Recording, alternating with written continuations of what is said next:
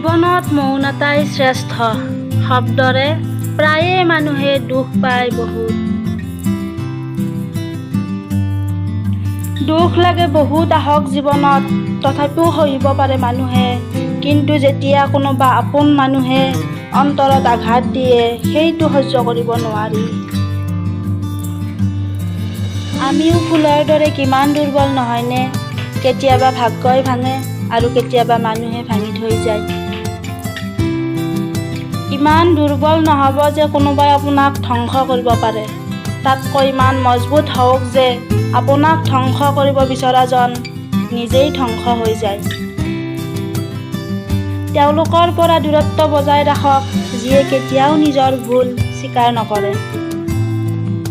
তাতকৈ সদায় আপোনাক অনুতপ্ত কৰাবলৈ চেষ্টা কৰি থাকে যে সকলো ভুল আপোনাৰেই। বন্ধু সেইজনেই হয় যাৰ লগত মন খুলি কথা পাতিব পাৰি, না কি সাৱধানে কথা পাতিবলগীয়া হয়। আপুনি কাৰোবাক জীৱনৰ প্ৰয়োজনীয় অংশ হ'বলৈ নিদিব। যেতিয়া সেই মানুহজন সলনি হয়, আপুনি তেওঁক বেয়া নাপায়, নিজে নিজক বেয়া পাবলৈ ধৰে। জীৱনত যদি সুখী হ'ব বিচাৰিছে, তেন্তে তেওঁক পাহৰি যাওক, যিয়ে আপোনাক পাহৰিছে। তেওঁৰ ওচৰত মৌন হৈ থকাই ভাল, যিয়ে আপোনাৰ শব্দৰ মূল্য নুবুজে।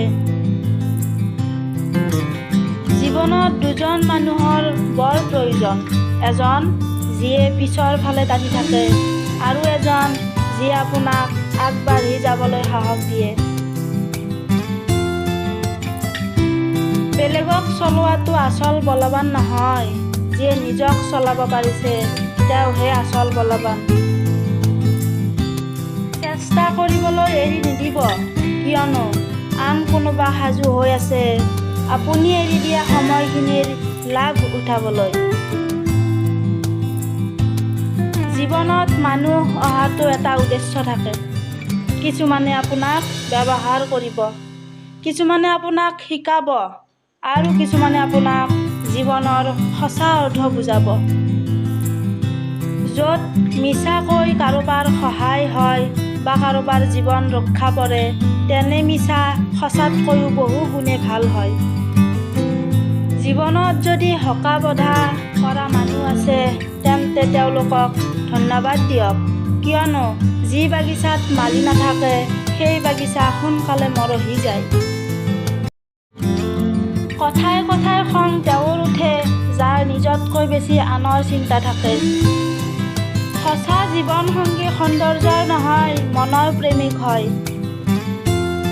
প্ৰত্যেকজন ব্যক্তিৰ জীৱনত তেওঁ আটাইতকৈ আপোন হয়। দূৰত থাকিলেও তেওঁ মনৰ ওচৰৰ হয়। যাৰ ওচৰত মৃত্যুয়ো মূৰ দোৱায়, তেওঁ আন কোনো নহয়, মা হয় মা।